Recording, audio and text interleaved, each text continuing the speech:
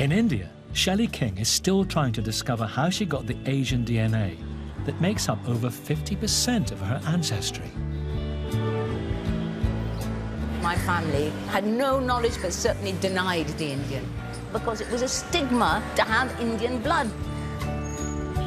She's come to St. James Catholic Church in Kolkata, where the records of her maternal grandfather's family are kept, to meet family history expert Rosinka Chowdhury. Hello, hi. Nice to meet you. Lovely to meet you. I can't wait to hear about it. Oh, my goodness. This is the family church, and my grandparents lived just round the corner.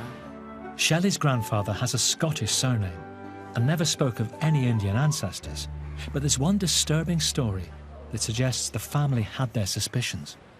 This is Grandad. Real dude. When my grandfather was born, my grandfather's mother was quite disturbed that the child was so dark. And whatever depression she was going through, she was then discovered burying him alive. He was being buried alive because of the stigma of having a brown child.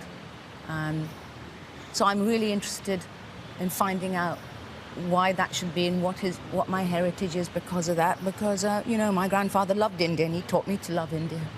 So, It's a horrible story. It's absolutely horrible. Shelley's family tree shows her grandfather's grandfather was also called Ingalls. Francis Ingalls claimed Scottish descent. Perhaps we should take a look at the registry that this church has. yes, thank you. I'd love that.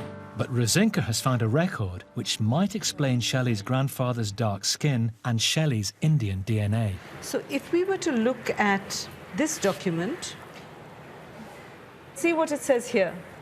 Francis, that is your grandfather's grandfather, who is the son of William Inglis. Yes. And of a native woman. yes. A native woman.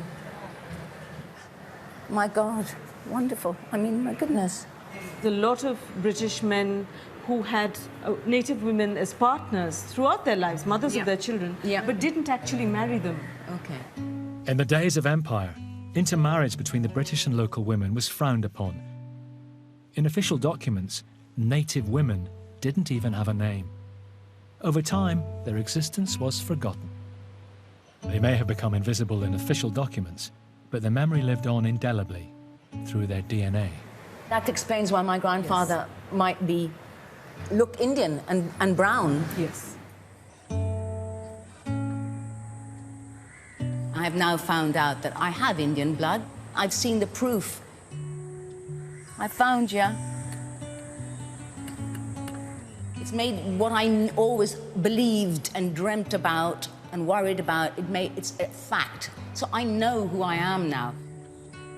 I feel, it's going to seem very hackneyed to say a whole person, but in a way I do.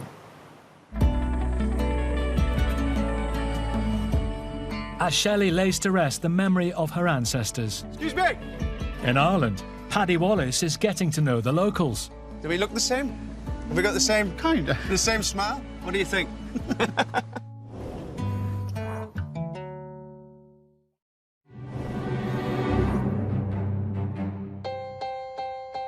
The cast of Coronation Street are discovering their genetic roots. Suppose you haven't got his genes, eh? Yep, thank God. That is one inheritance I'm happy to pass up. And finding out their ancestors Oh, wow. came from places so far-flung you can't even pronounce them. So I'm 1% Caucasus. Is that how you say? I can never hear things like Caucasus. Caucasus. Caucasus is not to be confused with Caucasian, the word used to describe white European.